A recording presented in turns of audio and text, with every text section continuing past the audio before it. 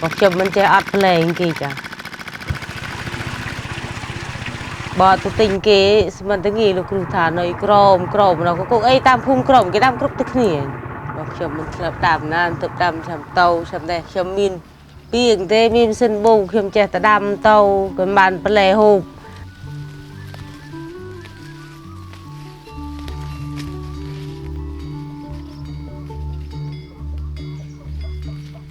ក្នុងប្រទេសកម្ពុជាមានប្រជាជនក្រីក្រប្រមាណជា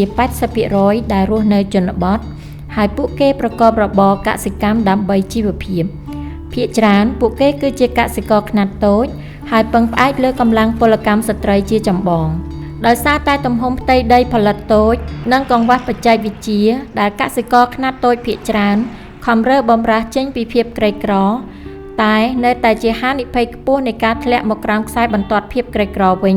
បើមានការបំរែបំរួលតែបន្តិចបន្តួចកើតឡើងចំពោះពួកគេ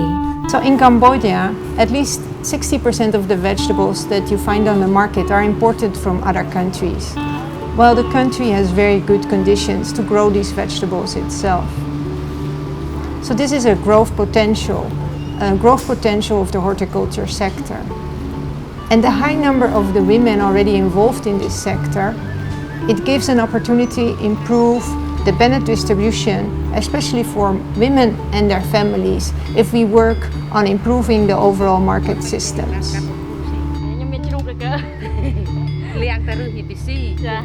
The Ministry of Agriculture, Forestry and Fisheries, with support from Switzerland, tapped into this opportunity, which led to the design of the Horticulture Value Chain project, which is being implemented in 4 provinces: Praches, Tung Treng, Odorminche and Prevehir. This project, CHAIN, which stands for Cambodia Horticulture Advancing Income and Nutrition Project, is financed by the Swiss Agency for Development Cooperation and implemented by SNV in consortium with Swiss Contact and local partners. The project focuses on improving the income, the resilience and nutrition of small-scale farmers and small-scale processors. And we work mainly with women. In order to achieve these objectives, now the project works by understanding the potential and the problems that different players in the value chain have in playing their role that they have in the value chain. For example, now the issues of the input dealer, of the farmer itself, of the farmer groups, the trainers from public and private sector, the traders. And we focus on facilitating changes in the system through those players rather than treating specific symptoms to make sure that the gains achieved through chain can be sustained in the future.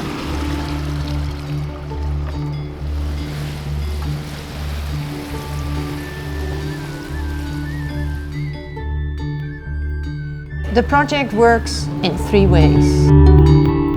ការពង្រឹងសមត្ថភាពដល់កសិករនិងអ្នកកែច្នៃដើម្បីបង្កើនផលិតកម្មប្រកបដោយនិរន្តរភាពគម្រោង Chain ធ្វើការពង្រឹងប្រព័ន្ធផ្សព្វផ្សាយកសិកម្មនិងទីផ្សារដែលមានស្រាប់ដោយសហការជាមួយនឹងដៃគូរួមមានមន្ទីរកសិកម្មរុក្ខាប្រមាញ់និងនេសាទអង្គការក្រៅរដ្ឋាភិបាលក្នុងស្រុកយើងធ្វើការពង្រឹងគុណភាពនៃការផ្ដល់ប្រឹក្សាយោបល់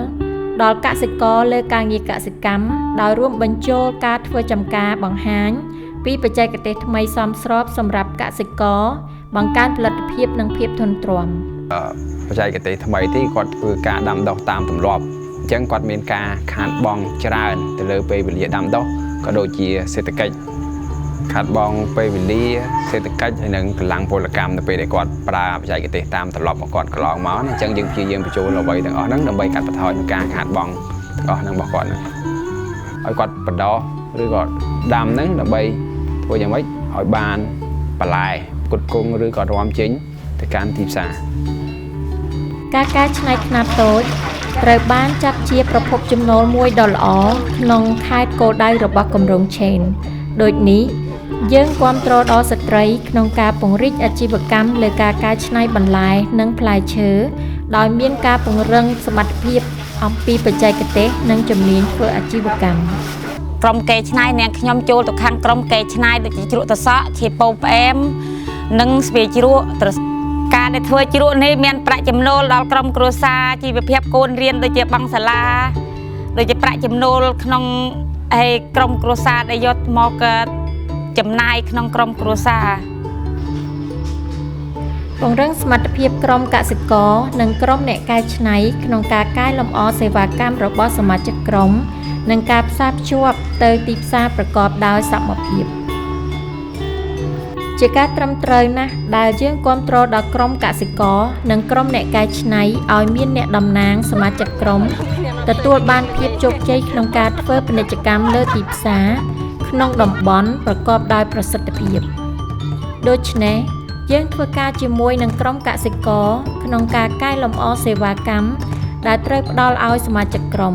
ក្នុងនោះយើងគាំទ្រពួកគេក្នុងការធ្វើផែនការអាជីវកម្មពង្រឹងស្ថាប័នភាពជាម្ចាស់ដែលជាតំណាងរបស់កសិករដូចនេះរាល់សមាជិកទាំងបុរសនិងស្ត្រី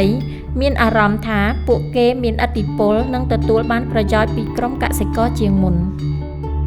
យើងក៏ជួយផងដែរដល់ក្រុមកសិករក្នុងការក្លាយខ្លួនជាអ្នកប្រកួតប្រជែងដ៏ល្អនៅក្នុងទីផ្សារ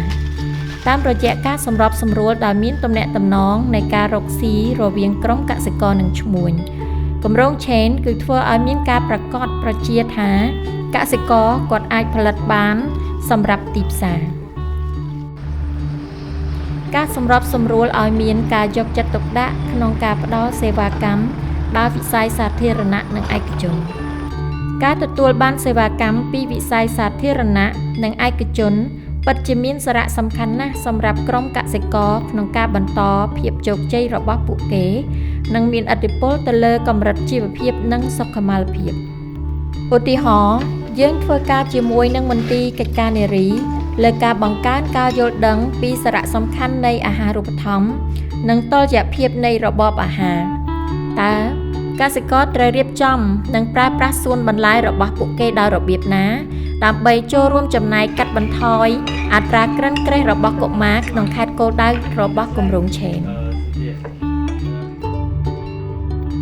វានៅមានក្រេះក្រិនច្រើនដោយសារពួកគាត់ចូលចិត្តញ៉ាំត្រីញ៉ាំបាយហើយមិនតែដោយសារបន្លែហ្នឹងគឺគាត់អត់ចូលចិត្តញ៉ាំទេអញ្ចឹងយើងមកហ្នឹងគឺដើម្បីបដោះបដាឲ្យម៉ែទាំងអស់គ្នាហ្នឹងដឹងពីវិធីធ្វើឲ្យកូនហូបហ្នឹងមានបន្លែអីខ្លះអញ្ចឹងណាហើយបន្លែដែលកូនគាត់មិនចូលចិត្តហូបគឺជាពពួកបន្លែដែលសម្បូរវីតាមីនអញ្ចឹងវីតាមីនទាំងអស់ដែលគាត់បោះបង់ឲ្យកូនគាត់ញ៉ាំហ្នឹងគឺគាត់ខុសហើយអញ្ចឹងណាគម្រោង Chain បានផ្សារភ្ជាប់ជាមួយនឹងក្រុមហ៊ុនក្នុងគោលបំណងផ្ដល់នូវបច្ចេកវិទ្យានិងសេវាកម្មដ៏សមស្របដែលជាតម្រូវការចាំបាច់របស់ក្រុមកសិករនិងអ្នកកែច្នៃវាជាការជួយទៅដល់ក្រុមហ៊ុនក្នុងការដាក់បញ្ចូលក្រុមកសិករគោលដៅរបស់ Chain ជាអតិថិជនដំបូងគេនិងជាការលើកទឹកចិត្តដល់ពួកគេក្នុងការបន្តផ្ដល់សេវាកម្មដល់ក្រុមកសិករនៅពេលដែលគម្រោង Chain បញ្ចប់ខ្ញុំគឺពួកខ្ញុំបានចុះទៅដល់តំបន់មូលដ្ឋានរបស់គាត់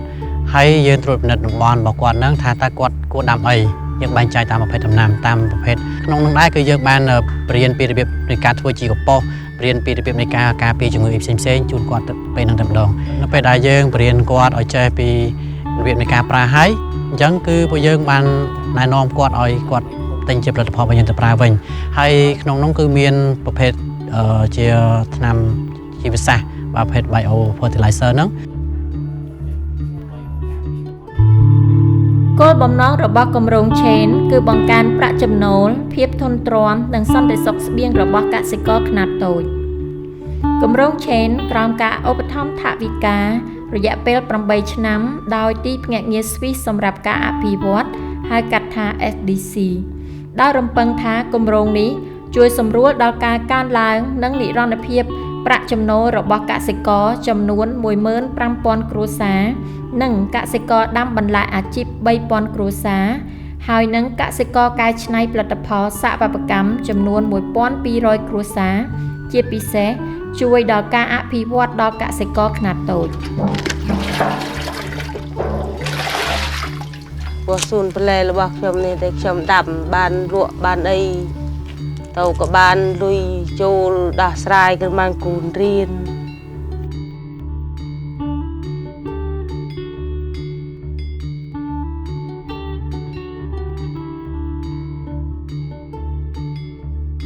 mà khiêm đầm cái khiêm thả đầm mà hộp tê chăm tàu cái nệ tam phùm mà rô tinh tàu nệ mà pươn pi pươn cái khiêm đầm trơn tàu